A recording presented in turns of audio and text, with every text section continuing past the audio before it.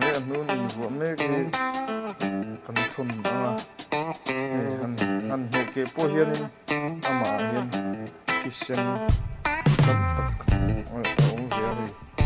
sen maya he corona virus ahwa ahlau mai an kan ku aval ku he tisin hian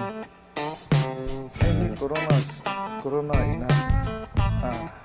adu lo maya chu anita mu chu thar lim lol anita zo no mo chu an hi effect thei dona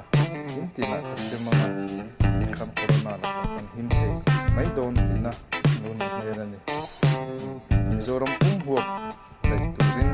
siam chu tumme bok ani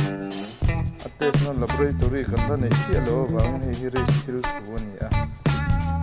mi piken kan hai pui mo thre don ni bye bye